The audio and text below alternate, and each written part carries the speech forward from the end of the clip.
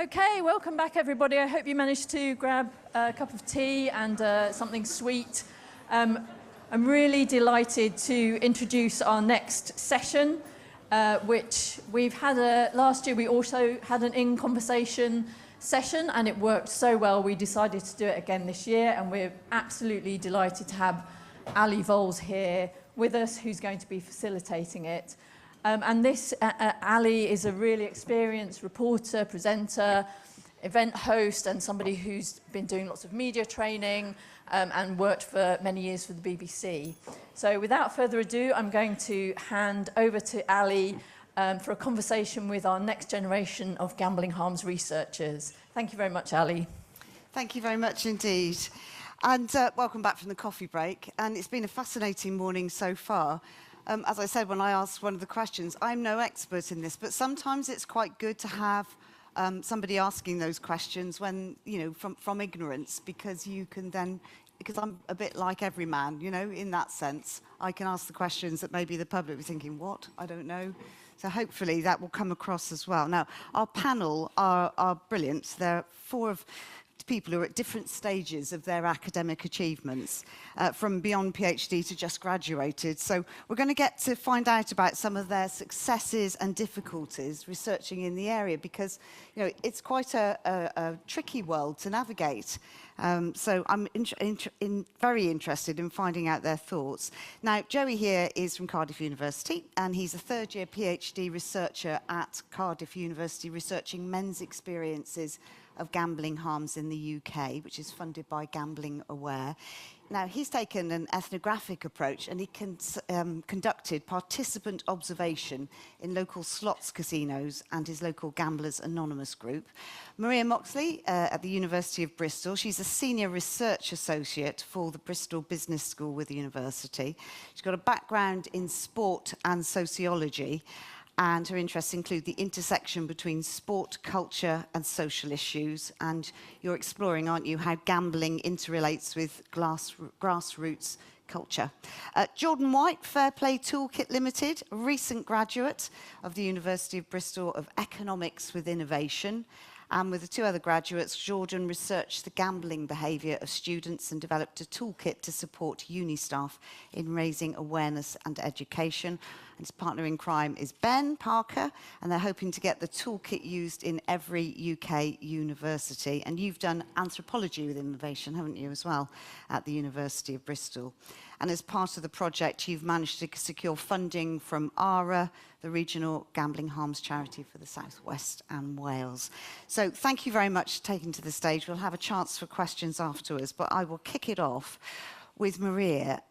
What kind of things have surprised you about researching in the gambling space? Because this is the first time you've kind of gone into gambling and sport, isn't it? Yeah, so I started off my PhD and master's, and kind of previous research has been in sport and sociology, where I was looking at things like belonging, identity, inclusion and exclusion. And so part of that, I found people were quite willing to speak to me, and I found kind of recruitment quite simple. I think one of the things that has surprised me, or one of the sort of learning curves that I had, was kind of the challenges with recruitment. And actually, so for example, looking at football and gambling, people were maybe a little bit skeptical about whether they wanted to take part in the research, and maybe wanted to know why I was there, why I was interested, and particularly with kind of researching with children, people would kind of question why I was interested in doing that. And so having to kind of maybe justify the research and explain how we're exploring what people already know, certainly not kind of introducing people to new information about gambling, but exploring how it's part of grassroots football culture. So that... Is that quite different from the way that you've worked before? Yeah, so previously, if I was, say, for example, to turn up to a sports club, people were quite kind of willing and happy for me to be interested in their sport and understand the culture of their sport. Whereas when you ask about gambling, they're a little bit more reserved or a bit more skeptical about why you're interested. So you have to kind of justify it and explain it a bit more. Yeah. Yeah. Joe, you took the immersive approach, didn't you? So you were observing a lot, weren't you? Mm-hmm. I mean, you actually got access to the local Gambling Anonymous group and spent almost a year with them, which is extraordinary that they trusted you and that you came in, and it was brilliant that you did that. What dilemmas did you face, though, when you were with them? What sort of things did you find were hard? There were some early teething issues with certain members of the group not entirely trusting of academia, thinking that I'm on the side of industry because of my funding from GambleAware. And I feel there was like a judgment from people in the room that they thought that I would be attending to them kind of like Fabergé eggs, in that I would be walking on glass around them, that I wouldn't be able to approach them as people who have been through tough situations, as people who are kind of like, they pride themselves on the fact that they are tough nuts. And over time, I was able to work on that rapport. I was able to connect with them and understand them on a level that wasn't entirely always researcher and participant. And yeah. Yeah, I can imagine you in that scenario. It's a very intense situation, isn't it? Even though you're observing more. I mean, how difficult was it for you in terms of? I think you mentioned to me earlier about how difficult it was with the representation of some of the clients there. Yeah, there's a question that I've having to kind of like pass out during my write-up at the moment about representation, about representing people, how they are, or how maybe people in this room or people in Parliament would want people with gambling harms to be represented. In the people, aren't perfect, and they may share views and opinions that maybe aren't exactly what you would share in a public context. And yeah, I had this issue of representation in that sense, and I decided on representing people exactly as they are, because people want to be seen that way. I have a quote from one of my participants saying that, like, we're the ones who went through this, and we're the ones who want to be heard, so let us be heard. Yeah. And Jordan and Ben, you've got together through the Innovation Centre, haven't you? How did you start? What did you had to identify a problem for your project, didn't you?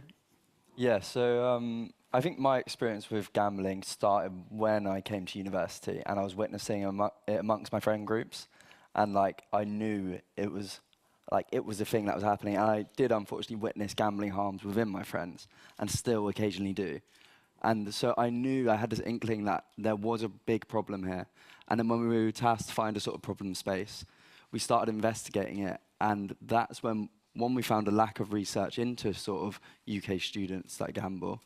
And also what we did find, we were like, yeah, this is definitely a problem. So it came from a sort of personal experience of seeing it in my own community, and then also looking at the research and finding, well, there's not a lot there yet. There were some quite surprising statistics, weren't there, about the level of gambling amongst students? Yeah, so from the YGAM survey, it reports that 49% of students have gambled. And of that 49%, 63% of those have experienced some form of harm, which is a really large amount of students. And it's a lot of people that are being impacted by this issue. One of the issues I think that you brought up was that you were kind of worried about asking questions, weren't you? Yeah, I mean, as undergraduate students, we didn't have the time to plan to get ethics approval from the university, so we had to navigate ethical boundaries. So one of the things we unfortunately couldn't do was to actually ask about gambling harms, and we kind of had to circumnavigate it. But we were able to have conversations about gambling more broadly and gaming more broadly, which we think gave us some useful insights, and particularly about the fact that people that we've spoken to, university students, never really seem to have a story about themselves. It's always a story about someone else. And we did a UK-wide student survey and found, at the end of the survey, we designed it so that we had a sort of free text field, because one of the things we talked about is when you are asked to fill out a survey or a feedback form, it's very structured around the questions that the person who's put that form together wants to ask you, but there's never much opportunity for you to then feed back into things that the researcher might not have actually thought about when they were designing that. So we put that box in at the end to say, is there anything else you want to mention? And we had, I think it was about just over a third of respondents came back with stories about their experiences gambling, but it was always about someone else that they know rather than about themselves. So I think it's interesting looking at the large scale of gambling coming from the YGAM survey that puts it at 49%. But actually then is there an issue around self-disclosure and self-reporting? And actually our sense as university students is that it could be much bigger than that is indicated. Yeah. Did you, once you'd chosen this subject to research, did you have any qualms about it or any regrets having, because it's difficult, isn't it? Yeah. I think, personally, I think it's a really fascinating subject. It's kind of as the Gambling Harms Hub promotes, it's a very interdisciplinary subject. It's very hard for me to look at it as an economist and not then try to reason the behavioral aspects of it and the user experience design aspects. And then, Ben, you do anthropology and you have so many insights and different ways of looking at the problem as well. And as innovation students, we kind of come together. It is an interdisciplinary course. Our other course mate, who didn't take the project forward with us, did computer science, and that was a whole other way of looking at it as well. So I think, for me, it's actually been fascinating, kind of no regrets so far. I don't know. Yeah, no regrets either. And yeah, I think that I do have that personal drive towards like wanting to understand this issue as well. But the interdisciplinary aspect of the research we conducted was like super beneficial. And there were so many times where we'd be having a meeting and each of us would bring like a complete different perspective that I never would have considered. And it is gambling, it is a public health issue, which encompasses so many aspects of sort of like human being that it's essential, I would say, to have that sort of interdisciplinary approach to it. So just tell us, what is the toolkit that you've designed? What's it for? So it's an educational toolkit aimed at universities in the UK, university institutions, so universities and student unions. We are developing it so that it's staff-facing, with the idea that we can inform staff, conversations we've had with wellbeing staff, accommodation staff, hardship teams, etc., personal tutors across lots of different universities, imply that there isn't much discussion about it and staff don't seem to be that aware about it. So what we want to do is package it all together in a really kind of intuitive and user-friendly way for university staff to just be able to pick up and immediately understand the scale of gambling harms, the cognitive biases and heuristics that come into play, and trying to take away that focus of that kind of stigma of gambling being the fault of the individual and actually contextualizing it in, it is the role of the gambling industry and the way these apps are designed, and there are those biases at play as well. And what we hope to do with that is to then address ways in which the kind of gambling university system can be changed. And then in doing so, we then wrap up the toolkit at the end with an awareness campaign.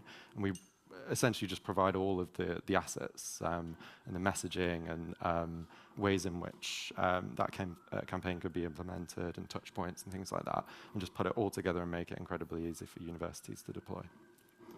Joey, you're at Cardiff University, aren't you? And I think, am I right, you're one of the only ones researching in gambling harms. How difficult is that? Yeah, there's two of us, both gamble aware, both same year. And I was really lucky that one of my supervisors used to, I think, work at Bristol Uni, and they pointed at me in the direction of the Bristol Gambling Hub. Because before then, there's no one in Cardiff Uni who deals with gambling as like a main subject or even a secondary subject. So in terms of resources, it's all had to come from Bristol. So if I didn't have the Bristol Gambling Hub, then my answer would be, very different in saying that, it's terrible lack of help. Because it's still an early part of the journey, really, for you, isn't it? So it's really hard if you were trying to do it on your own. Yeah, and that didn't help me in terms of trying to get access to gambling support groups. In the first stages of months and months of emailing and calling people, and then randomly lucking out kind of just taking it to the doorstep of my local Gamblers Anonymous group and lucking out on the fact that I had like one of the only Gamblers Anonymous groups that really kind of pride themselves on being a bit different to the rest. And we're like, oh yeah, you can come in. We got your email 2 months ago. We just forgot to read it. Yeah, so it's a lot of just a lot of luck. Yeah. When we all met before, though, we were all very impressed that he'd managed to, because it's a difficult thing, isn't it? And I think we all understand why it is a difficult thing, because it's very, very difficult to be, you know, have even someone just observing as you were. It's difficult. I mean, the university has started this early career research network. Maria, do you think you would have found something like this useful, you know, when you started in your research world? Yeah, definitely. I think I was very lucky in that I had managers who, like Raffaello, for example, who is very experienced with researching gambling and researching the children, and so we were able to kind of have conversations and bounce ideas about kind of ethical issues and how to overcome them and things like that. But I think, so for example, with Joey's experience that he was just explaining, I think having those kind of early career networks, and also we've got a sports gambling network as well, having those networks to be able to kind of bounce ideas, ask questions, and maybe kind of practice conference presentations and things like that as an early career researcher is so valuable to have those in kind of a safe space to be able to work with, yeah. And I know, you know, Vanessa, who's here, was, you know, I think she was saying she did a little bit of market research to find out if there was a need for something like this for young researchers, and it was an overwhelming response of yes. Do you think something like that is useful for you at this stage of your careers? Yeah, yeah. Yeah, I think incredibly useful. Again, just being able to kind of, bounce ideas and, you know, like I said, practicing conference presentations. And I think as you become more experienced, maybe you build your own networks. But early on, particularly where I've sort of changed disciplines, I didn't have that kind of network and knowing who to go to initially. So being able to have access through the hub and through colleagues and through these networks has been really valuable to, I think, particularly for our stage of career. Yes. How easy do you all find networking and finding people? Because it's quite an art, isn't it? It's lovely today because we're all in the same sort of scenario, aren't we, of wanting to talk about the same thing. But it's not always easy. How have you two found it? I think me and Jordan, we're quite lucky that we did study at Bristol. And then as we started researching it, we found out about the hub. And I watched a video, and I'd had Emily as one of my guest lecturers from my anthropology course. And I was like, oh, I know her. So I reached out to her through that. And then since then, she's been sort of really instrumental in connecting us with these other early researchers. And like, we've had so many Teams calls with people in this room, all sort of stemming from that. So we got really lucky in that regard, I would say. I think if it wasn't for that, I think we would have really struggled. Yeah. Yeah, I think it's felt very serendipitous in that sense. And going back to promoting our kind of department innovation at Bristol, and I want to promote it because of how much help it's given us in this space, and in terms of networking and presenting. For 4 years, we've been at Bristol working in interdisciplinary groups and different disciplines, but also practicing presenting to people from industry. We got the opportunity from our department to pitch for money in front of a panel of investors, and all these kind of experiences like help you to become more confident in networking. So I think we were very lucky to have that as a background originally, but then that gave us enough confidence to reach out to the hub, I think. But then at that point, the hub have just been crucial to what we've been able to do. And I would say as well that extends to ARA Recovery for All, who have provided funding for our project to be able to keep it going after graduation, and also keep us connected with people with lived experience and people who have a deep sort of knowledge of gambling treatment support. I mean, this is the second year I've been to this conference, and it strikes me this is an incredibly political, in all senses. You know, it's difficult for everyone to be on the same sheet with it. Everybody obviously wants things to change, but it comes from different ways. Did you find that when you were researching? Maria, I'd start with you. I know you mentioned Yeah, it. I think definitely things like learning the correct language and terminology to use and being really careful around that. That was a kind of a learning curve coming into this as an area of research. And also kind of funding and the politics around that, so being really transparent about where your funding is from. And, you know, some people might not want to work with us if it's sort of indirectly funded by industry, and overcoming those kinds of conversations and being really transparent about it was something that I had to learn quite quickly at the beginning. Yeah. Did you all find that? Did you all find it was a Yeah, that's something that comes up quite regularly, is a question around where does our funding come from?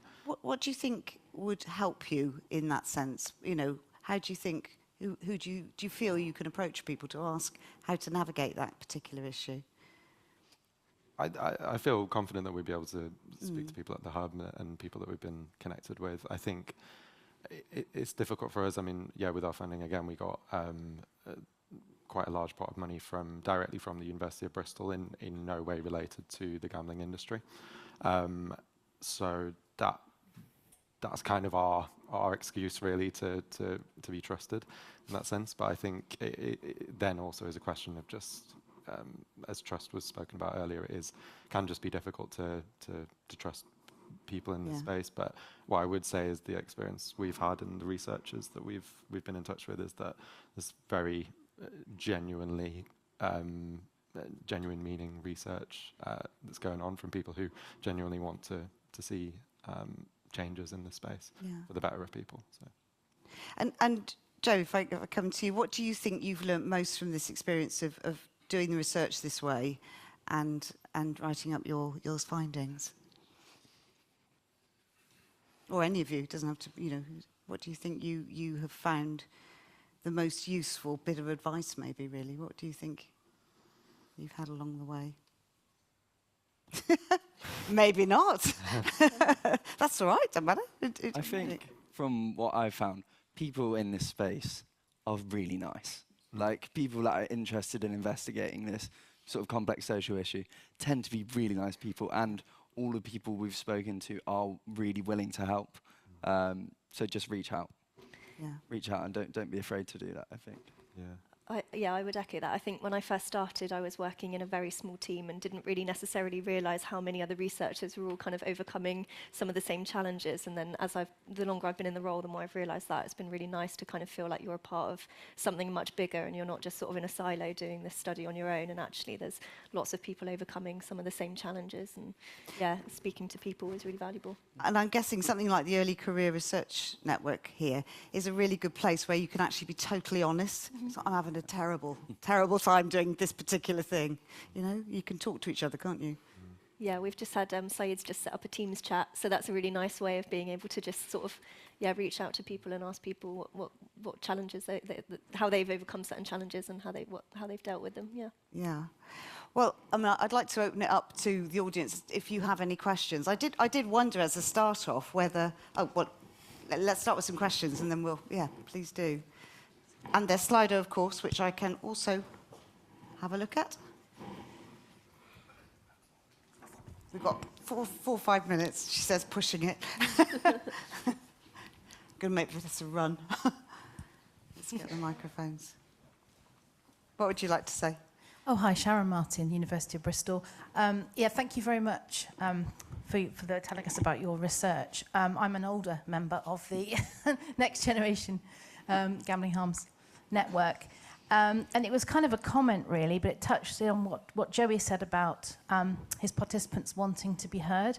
And I think it's interesting that the research you mentioned was about hearing people's voices and also giving participants agency. And I think that's really important. And we've heard about how relevant data can be. And I suppose I'm speaking to my research here as well, that qualitative data can give sort of personal insight into some of the systemic harms that we're talking about. So I just thought that was interesting that your research and also the qualitative end that you had to your questionnaire was picking up on, giving participants a chance to actually tell you about their experiences is also important. And it all adds to the context of us understanding what's actually going on. So that was it, really. So thank you very much. So over here. Hello. Okay, my name is Jacobina. I'm from the University of Namibia. We also carry out a study where we also participated, and it's good to hear my fellow also expressing that. But I just wanted to share if there's a, because there were some cultural, context to say this is a male-dominating area, and peer-to-peers, we were also advised to say, learn as much as you can, but do not try to gamble because it can get worse to you. Have you also experienced this kind of advice beside the concentration of the study? Thank you very much. Who would like to answer? The acknowledgement of it being a male-dominated space is one of the fundamental parts of my project. As I'm looking at the project from the perspective of masculinity theories.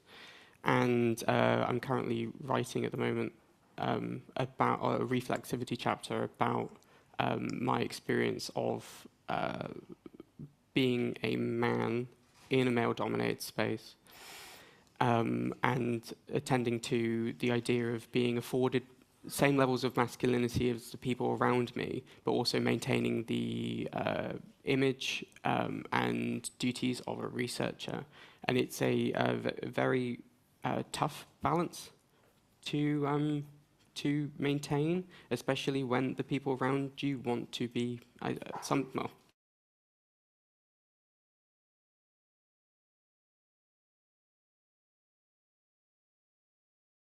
I'd like to hope they want to be my friends sometimes, and I think there needs to be more written about that, at least from the masculinities and as a man perspective. Yeah. I would sort of follow on from that, because my experience being a woman researching gambling in a football club was quite challenging, because I actually found it quite hard to get that rapport, and I think that's partly where there was a kind of maybe some skepticism. Why are you interested in researching this? And I wasn't just looking at men, I was looking at women as well, and I did find it much easier to kind of build that rapport with the women who were very keen to be like, yeah, we'll fill out your survey, we'll do an interview, whereas the men, it were maybe a little bit, it took a bit longer to build that trust. Yeah, I think, yeah, like you were saying, the affordances of masculinity, I obviously didn't have, so, yeah. Very, very quickly, because he said time. Could just a couple of people give them a really good bit of advice as things you've done that perhaps would help them as researchers? Does anyone? Come on, yeah, yeah. Yeah, so you're probably doing this already, but just in your research, it really helps to involve people from the target population. So that's something that comes across in not just work I do in gambling, but in all research.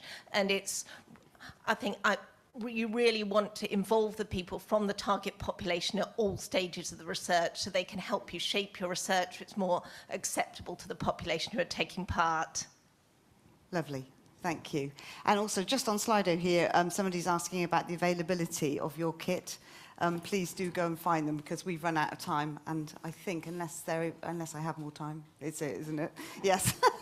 So, ladies and gentlemen, if you would like to give them a big round of applause for being our young researchers.